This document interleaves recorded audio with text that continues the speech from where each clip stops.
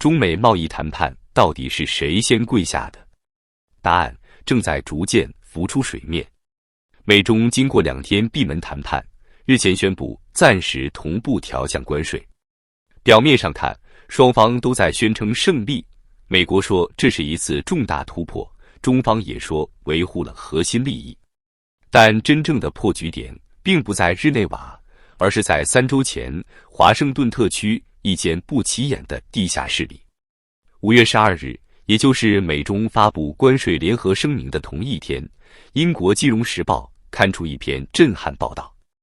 报道引用多位知情人士的信息，披露3周前，美国财政部长贝森特与中国财政部长曾在国际货币基金组织 IMF 总部的地下会议室进行了一场秘密谈判，地点就在华盛顿市中心，距离白宫不到2公里的 IMF 总部大楼地下1层。那几天正逢 IMF 和世界银行春季年会，世界各国财长与央行行长齐聚华府。但在这些公开行程之外，中方代表团在没有对外公布的情况下，悄悄与美方高层会面。没有媒体报道，没有官宣，只有在地下室里一场被称为耻辱转折点的闭门磋商。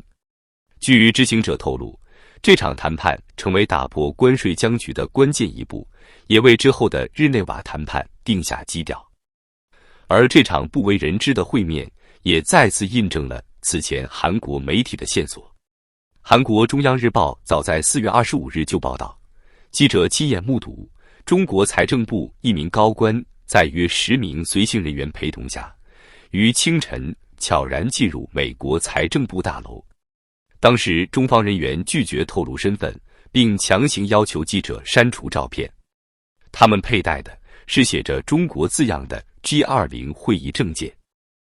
而中国财政部长前一天刚刚在华府会见韩国副总理崔相木，证件样式完全吻合。一切迹象都指向同一个事实：中国在3周前就已经私下展开谈判，并选择了闭门低头。一次被掩盖的财政级会面，却决定了整个中美贸易谈判的走向。据英国金融时报报道，这场密谈发生在国际货币基金组织 IMF 春季会议期间，当时全球最重要的财政官员几乎全部齐聚华盛顿。中方选择在这种多边会议期间顺势接触美方，看似自然，实则是精心安排的低调求和。值得注意的是，美国财政部长贝森特此前从未公开承认过与中方有直接会谈，即便是在美中日内瓦声明发布后，他也只是强调美方始终保持沟通渠道畅通。北京方面更是反复否认川普此前有关双方正在谈判的说法，但媒体曝光的时间线与人员动向却将这层否认的画皮撕得粉碎。根据公开资料， IMF 与世界银行春季会议时间是4月21日至26日，也就是说，这次中美接触发生在官方对外强烈否认任何谈判时的内部密谈期。一边是电视上喊着斗争到底，一边是地底下悄悄求和。这并不是第一次出现北京口头强硬、行动低头的外交策略，但这一次格外讽刺，因为它最终促成的是一纸看似双赢，实则输得最惨的临时关税协议。美中在日内瓦达成共识后宣布，美国将对中国进口商品的平均关税从 145% 暂时降至 30%， 而中国则将对美国商品的关税从 125% 降至 10%。 听起来好像各让一步，仿佛各退一步，海阔天空。但看清楚数字的人才知道，这是一场彻头彻尾的不对等妥协。美国直接把关税砍了近80%，而中国却只象征性的砍了90%不到。更要命的是，这项协议只维持90天，如果后续无法达成结构性协议，关税将重新上调，而中方所面临的是随时被打回 145% 甚至更高的进口惩罚。川普在声明后接受采访时直言不讳地说，这是一个很棒的协议，但它最初是一份更大的协议。然后他们中方在最后一天把它取消了。一句话点破了中国谈判桌上临时服软的真实状态。他还补充说，中国承诺将对美国全面开放市场，但美方不会轻信。如果90天内没有结构性协议，关税还会大幅反弹，只是不会再回到145%，但也会让他们难受。也就是说，中国的服软只是换来了一点喘息空间，远远不是胜利。真正把中国逼进地下室的，不是川普，而是中国自己正在崩塌的经济。当全世界都在问谁先眨眼，谁先跪下，答案写在中国的 GDP 增速上，印在各地关停的工厂大门上，藏在一份份不再发布的经济数据里。今年第一季度，中国出口同比下跌 7.5%， 进口下跌 9.1%， 创下自2020年疫情以来的最大跌幅。制造业采购经理指数 PMI 已经连续3个月低于荣枯线，官方虽声称正在恢复中，但中小企业用倒闭潮给出了真实回应。你看不到的新闻，却能从数据中读出，中国今年一季度新增失业人数超过930万，其中青年失业率已突破 21%。大量大学毕业生在微博上哀叹上岸及失业送外卖比进国企快，而在广东、江苏、山东等传统出口大省，港口集装箱堆积如山，货轮延期已成常态。这些沉默的信号正在一点点撕开经济复苏的面具。与此同时，地方政府债台高筑。根据官方数据，截至2024年底，中国地方政府隐性债务总额已超过65万亿元人民币。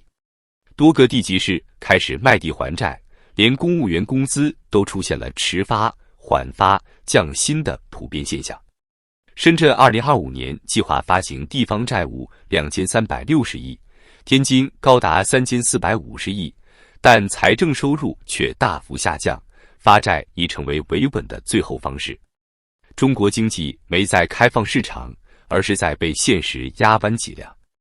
于是我们看到了中方代表团的那次地下低头。而在关税交换的背后，真正的让步才刚刚开始。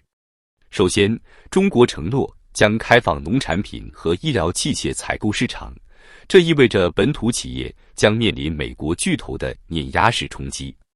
其次，中方将对知识产权保护机制进行结构性改革。